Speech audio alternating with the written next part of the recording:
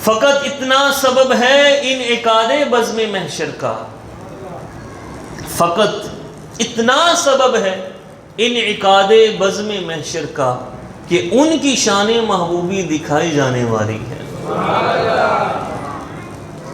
بخاری شریف کے اندر یہ حدیث پاک ہے، مسلم شریف کے اندر یہ حدیث پاک ہے، امام احمد بن حنبل اس حدیث پاک کو لے کر آئے، مشکات شریف کے اندر یہ حدیث پاک ہے، بخاری میں 3 جگہ پر یہ حدیث پاک آئی ہے، صحیح ترین سند، روایت بھی ثقہ، راوی بھی ثقہ، متن بھی اس کا مضبوط۔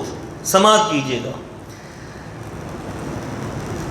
جب قیامت کا میدان لگے گا،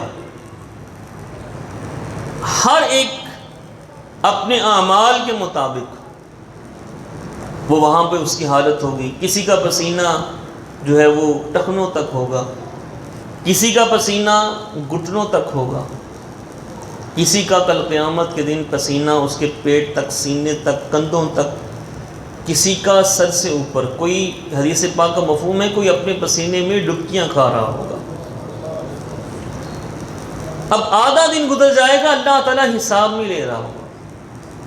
جناب انس رضی اللہ تعالیٰ عنہ کہتے ہیں کہ آپ صلی اللہ تعالیٰ علیہ وآلہ وسلم نے ارشاد فرمایا کہ کل قیامت کے دن جب مومن ایسے سب جمع ہو جائیں گے اور اللہ تعالیٰ کی طرف سے حساب کتاب کا آغاز ہی نہیں ہو رہا ہوگا۔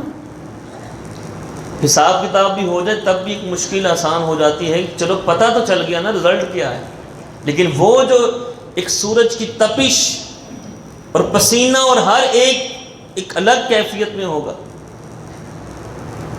تو سارے لوگ کہیں گے کہ یار آؤ مل کے کوئی اپنا سفارشی ڈھونڈتے ہیں۔ آواز کم ہوئی آپ کی؟ آؤ سب مل کے اپنا سفارشی ڈھونڈتے ہیں، کہاں جائیں؟ کہا چلو آدم علیہ السلام کے پاس چلتے ہیں، نسل انسانی انہی سے چلی ہے نا، آؤ آدم علیہ السلام کے پاس چلیں۔ ساری مخلوق جتنے بھی انسان ہیں، مسلمان ہیں یا کافر ہیں، سرکار کو مانتے ہیں یا نہیں مانتے، سارے آدم علیہ السلام کی بارگاہ میں دست بستہ حاضر ہوں گے۔ آدم علیہ السلام سے کہیں گے کہ آپ صفی اللہ ہیں، آپ سے نسل انسانی چلی ہے، ہم آپ کی اولاد ہیں، آپ دیکھتے نہیں ہم کس پریشانی میں ہیں، آپ اللہ کی بارگاہ میں ہمارے لیے سفارش کر دیجئے۔ آدم علیہ السلام کہیں گے نفسی نفسی، آج مجھے اپنی فکر ہے، نفسی نفسی مجھے آج اپنی فکر ہے، اذهبوا الی غیری، کسی اور کے پاس جاؤ۔ آدم علیہ السلام سے پوچھیں گے آپ ہمیں کہاں بھیجتے ہیں؟ آدم علیہ السلام فرمائیں گے اذهبوا الی نوح، نوح علیہ السلام کے پاس جاؤ۔ نوح علیہ السلام کی بارگاہ میں حاضر ہوں گے، نوح علیہ السلام سے کہیں گے کہ آپ اللہ کے بڑے پیارے نبی ہیں، دوبارہ جو طوفان نوح کے بعد نسل انسانی چلی وہ آپ کے ذریعے سے چلی، آپ کے لیے اللہ تعالیٰ نے آپ کے ماننے والوں کو امان عطا فرمائی تھی۔ نوح علیہ السلام کی شانیں بیان کریں گے، ہم بڑی پریشانی میں ہیں، آپ ہمارے لیے اللہ کی بارگاہ میں سفارش کرتے ہیں۔ نوح علیہ السلام بھی کہیں گے نہیں، آج مجھے اپنی فکر ہے، اذهبوا الی غیری، کسی اور کے پاس جاؤ۔ کسی بولو، یہ ساری حدیث پاک کو آپ نے سننا ہے اور توجہ سے سننا ہے۔ یہ بتائیں کہ اللہ نے ہمارے نبی کو کیسی شان عطا فرمائی۔ آدم علیہ السلام سے نوح علیہ السلام، نوح علیہ السلام سے پوچھیں پھر کس کے پاس آئیں؟ ابراہیم کے پاس جاؤ۔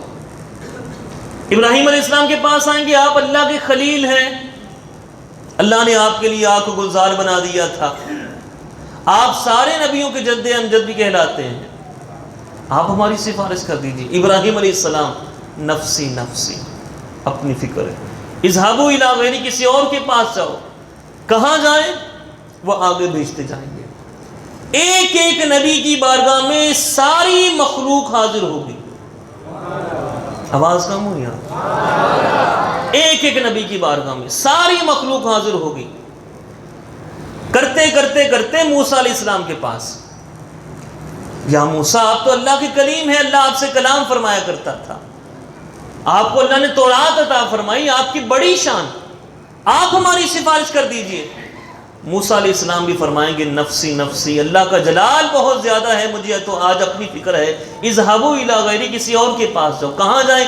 عیسیٰ علیہ السلام کے پاس جاؤ، عیسیٰ علیہ السلام کے پاس جاؤ۔ عیسیٰ علیہ السلام کے پاس جائیں گے، آپ روح اللہ ہیں، بغیر باپ اللہ نے آپ کو پیدا کیا، پھر آپ مردوں کو زندہ کر دیا کرتے تھے، کوڑی ذات جو ہوتا اس کو شفا دے دیتے تھے، جو نابینا ہوتا اس کو بینا کر دیتے تھے، آپ پھونک مارتے مٹی میں، وہ پرندہ بن کے اڑنا شروع کر دیتا تھا، ان کی شانیں بیان کریں گے۔ عیسیٰ علیہ السلام بھی یہی کہیں گے نفسی نفسی، آج مجھے اپنی فکر ہے، اذهبوا الی غیری، کسی اور کے پاس جاؤ۔ آدم علیہ السلام سے لے کر عیسیٰ علیہ السلام تک سارے نبیوں کے بارگاہ میں ایک ایک کر کے سارے نبیوں کے بارگاہ میں آئیں گے۔ سارے نبی کیا جواب دے رہے ہیں؟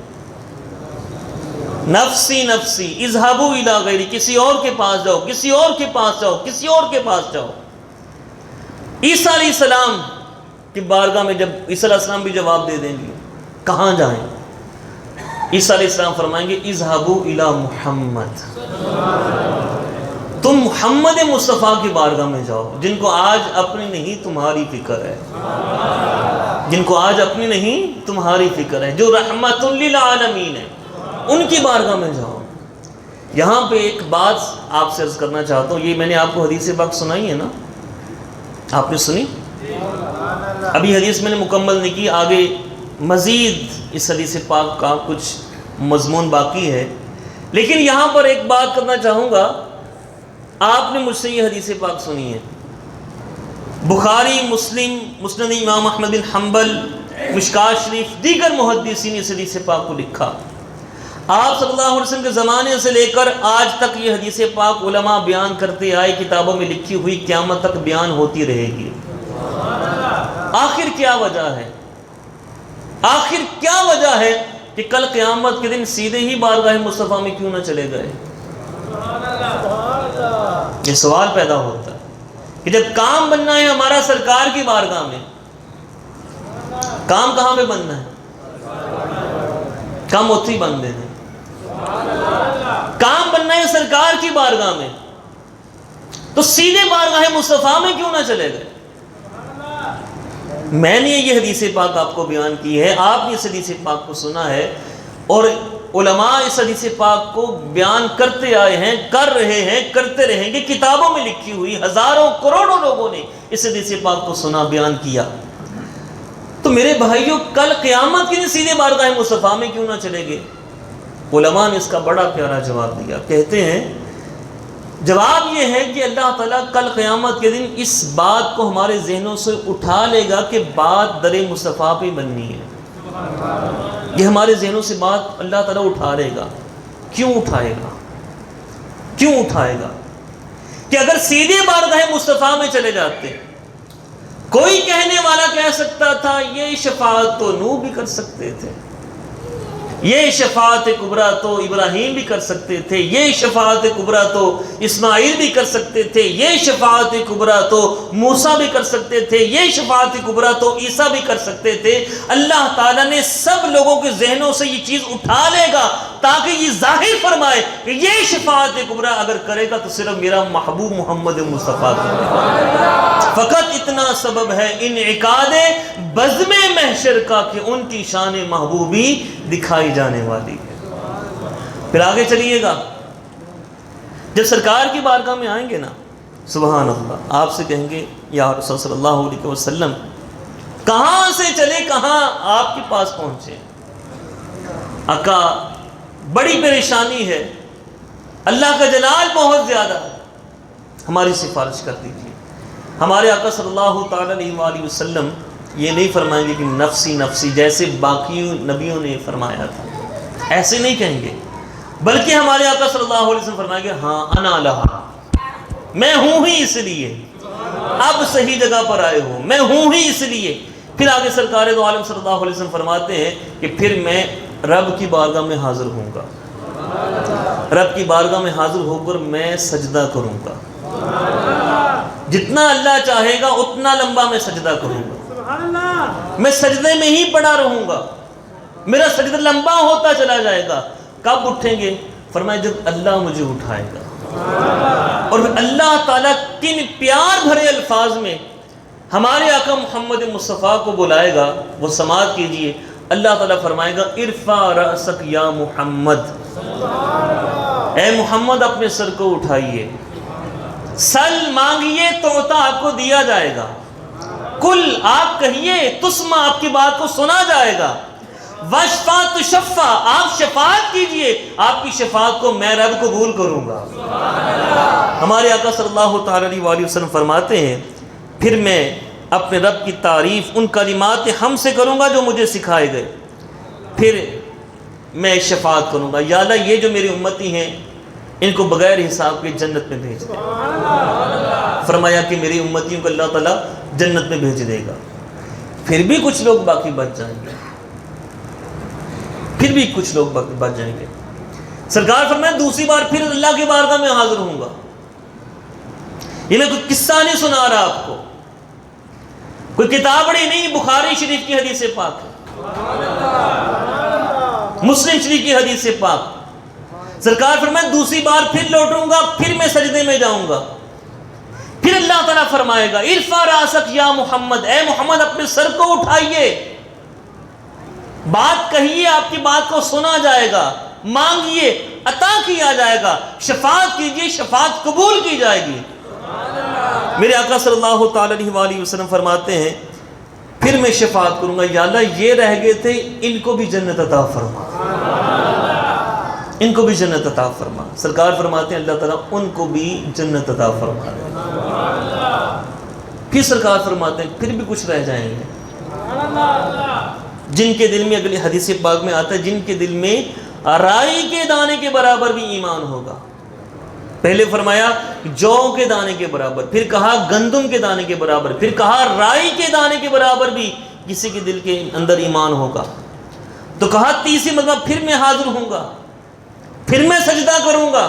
اللہ یہ نہیں فرمائے گا محمد 2 دفعہ تو لے چکی اب جاؤ نا، نہیں، فقط اتنا سبب ہے انعقاد بزم محشر کا کہ ان کی شان محبوبی دکھائی جانے والی ہے، پیش حق مجدہ شفاعت کا سناتے جائیں گے، آپ روتے جائیں گے اور ہم کو ہنساتے جائیں گے، وسعتیں دی ہیں خدا نے دامن محبوب کو، جرم کھلتے جائیں گے اور وہ چھپاتے جائیں گے، لوگ آئے مسکراتے ہم اسیروں کی طرف، خرمن عصیاں پہ اب بجلی گراتے جائیں گے۔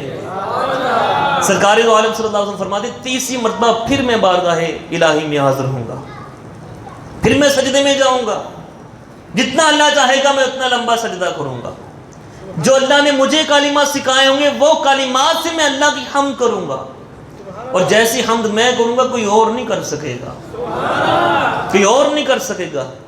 پھر اللہ مجھے پھر فرمائے گا اے محمد اپنے سر کو اٹھائیے، کہیے آپ کی بات کو سنا جائے گا، شفاعت کیجئے آپ کی شفاعت کو قبول کیا جائے گا، آپ مانگیے تو صحیح میرے محبوب ہیں، آپ مانگیے آپ کو عطا کیا جائے گا۔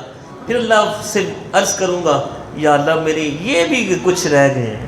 اللہ فرمائے گا جس کے دل میں جو کے دانے کے برابر بھی ایمان ہے نا میرے محبوب اسے بھی لے جا یا اللہ، اور اچھا جس کے دل میں گندم کے دانے کے برابر بھی ایمان ہے اس کو بھی لے جا یا اللہ، اچھا محبوب جس کے دل میں رائی کے دانے کے برابر بھی ایمان ہے، جس نے کلمہ پڑھا ہے لا الہ الا اللہ محمد رسول اللہ، محبوب اسے بھی اپنے ساتھ جنت میں لے جا۔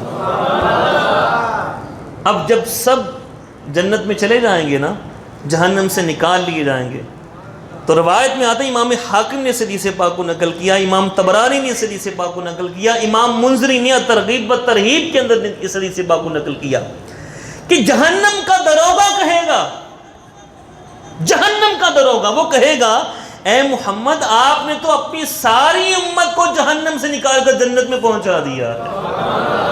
سبحان اللہ، فقط اتنا سبب ہے انعقاد بزم محشر کا کہ ان کی شان محبوبی دکھائی جانے والی ہے۔ پھر آپ صلی اللہ تعالی علیہ وسلم فرماتے ہیں وہ جو اللہ نے میرے ساتھ وعدہ فرمایا وَلَسَوْفَ يُعْطِيكَ رَبُّكَ فَتَرْضَىٰ، محبوب ہم آپ کو اتنا دیں گے آپ کو راضی کر دیں گے۔ تو سرکار نے ناز میں آ کر عرض کر دیا تھا یا اللہ جب تک میرا ہر امتی جنت میں نہ چلا جائے میں بھی راضی نہیں ہوں گا۔ جب سارے جنت میں چلے جائیں گے اللہ پوچھے گا محبوب راضی ہو گئے؟